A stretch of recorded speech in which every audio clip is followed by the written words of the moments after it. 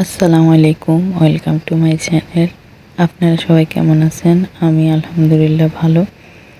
আজকে আপনাদের সাথে শুরু করছি দুপুরে রান্নাবান্না দিয়ে। তো আমি এখানে মুরগি রোস্ট করব, তার জন্য মুরগি রেডি করছি, ভাজা করছি, আর এদিক দিয়ে গরু গোস্ত, এদিক দিয়ে এটা খাসির গোস্ত, সব কিছু রেডি করতেছিলাম। যেহেতু আজকে মেহমান আসবে হঠাৎ করে বলল, তো তার জন্য উপস্থিত যা ছিল ফ্রিজে তা নামিয়ে রেডি করতেছিলাম তাড়াহুড়োর মধ্যে। তো এখানে খাসির গোস্তটা আমি সব উপকরণ দিয়ে দিচ্ছি আর কি, একটা একটা করে। পেঁয়াজ, আদা বাটা, রসুন বাটা, পেঁয়াজ বাটা, একটু টক দই, দারচিনি, এলাচি, আর এদিক দিয়ে হলুদ গুঁড়া, মরিচ গুঁড়া, লবণ, জিরার গুঁড়া, সব কিছু যা যা উপকরণ লাগে সব কিছু দিয়ে দিছি। আর এখানে দিয়ে দিছি মাটন মশলা, আর দিয়ে দিলাম সরিষার তেল, দিয়ে ভালো করে মেখে নিছি। ওদিক দিয়ে আমি গরুর গোস্তটাও মেখে নিছিলাম। আর এই দিয়ে আমি মাছ ভাজা করব, তার জন্য মাছ ফ্রিজ থেকে নিয়ে অনেকক্ষণ ভিজিয়ে রেখেছি। এখন এটা কোয়াশ করে নিয়ে এখন হলুদ মরিচ লবণ দিয়ে এটাকে মেখে নিব ভাজা করার জন্য। এই তো আমি মেখে নিছি। আর এদিক দিয়ে আমি তেলও বসাই দিছি, এখন এটা ভেজে নেব। আসলে তাড়াহুড়োর মধ্যে মেহমান আসবে, কি রান্না করব, ফ্রিজে যা ছিল উপস্থিত তা নামিয়ে এলাম, নামিয়ে এখন রান্নাবান্না শুরু করে দিছি আর কি। এখানে গরু গোস্তটা বসাই দিয়েছি, আর এদিকে আমার মাছগুলো ভাজা হয়ে গেছে। এগুলো আমি ভালো করে উল্টিয়ে নিয়ে রেখে দিব আর কি, নামিয়ে নিব। এক পিঠ হয়ে গেছে, আরেক পিঠ ভাজা করতেছি।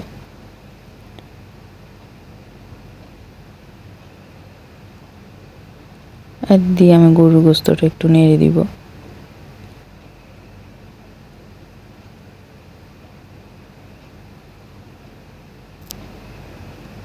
এত ভালো করে নেড়ে রেখে দিছি। এদিক দিয়ে আমার মাছটাও ভাজা হয়ে গেছে, গরুর গোস্তটা অনেকটা প্রায় হয়েও আসছে, আদা সিদ্ধ হয়ে গেছে। আর এদিক দিয়ে খাসির গোস্তটা বসাই দিছি।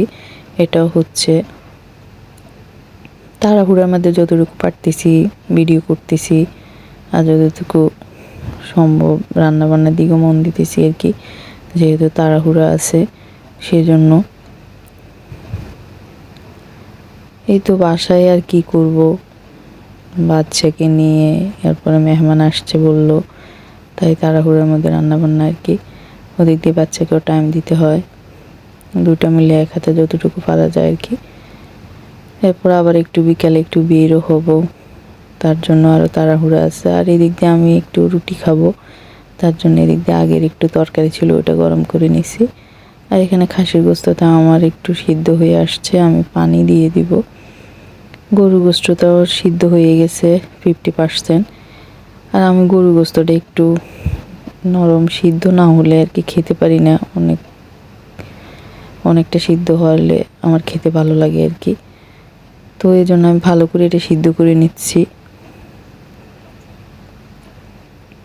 মেহমানের জন্য আয়োজন আর কি। প্রবাসে মেহমান বলতে আর কে থাকে, নিজের বলতে তো আর কেউ থাকে না।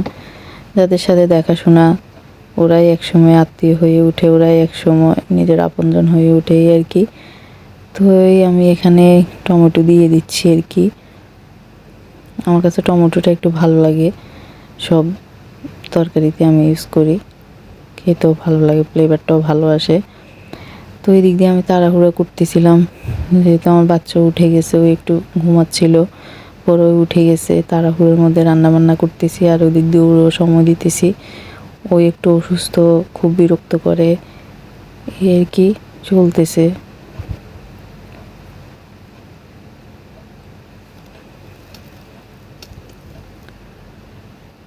এই তো আমার খাসির গোস্তটা হয়ে গেছে। একদিকে গরুর গোস্ততে আমি একটু পানি দিয়ে দিছি।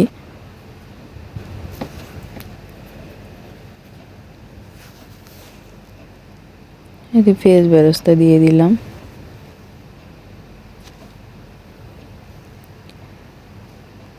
আসলে প্রচণ্ড গরম পড়ে এখন কাতারে, তো সেই জন্য কোথাও বের হই না, গরম, প্রচুর গরম, গরমে বের হতে আর ইচ্ছে করে না। বাসায় তো প্রচণ্ড গরম পড়ে, এসি চলে, ফ্যান চলে, তারপর অনেক গরম লাগে আমার কাছে। এমনিতে আমার গরম সহ্য হয় না, তো তারপরও চলতেছে, সেজন্য আর বাহিরেও বের হই না, ঘোরাফেরা হয় না, বাচ্চাও খুব কান্নাকাটি করে। তো এদিক দিয়ে আমার গরুর গোস্তটা রেডি হয়ে গেছে, আমি এটা বেরিয়ে নিচ্ছি মেহমানদের জন্য। যেটা তরকারি হয়ে যাচ্ছে ওটা রেডি করে রাখতেছিলাম।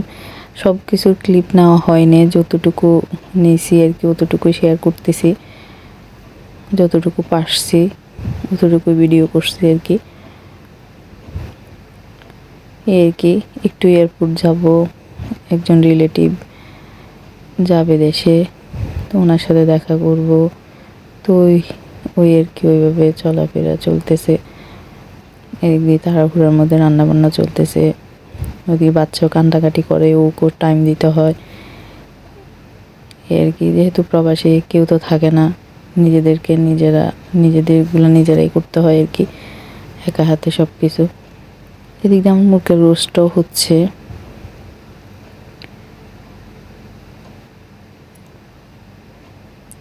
আর এই তো এদিক দিয়ে মাছ ভাজাটাও আমার রেডি হয়ে গেছে। এই দেশের মাছগুলো একটু নরম নরম থাকে আর কি, ভাজা করতে গেলে অনেক সময় এগুলো ভেঙে যায়, যেহেতু অনেক দিনই ডিপ করা থাকে। তাই এই তো আমার রান্নাবান্নাও শেষ হয়েছে, মেহমানও আসলেও খাওয়া দাওয়া করি, সবাই চলে গেছে, আমরাও একটু এয়ারপোর্ট চলে আসছি। তো সবাই ভালো থাকবেন, সুস্থ থাকবেন, আর সবাই প্লিজ আমার চ্যানেলটা সাবস্ক্রাইব করে দিবেন, শেয়ার করবেন, লাইক করবেন। ইনশাল্লাহ নেক্সট ব্লগে আবার দেখা হবে। তো ভালো থাকেন, সুস্থ থাকেন, আল্লাহ হাফেজ, আসসালামু আলাইকুম।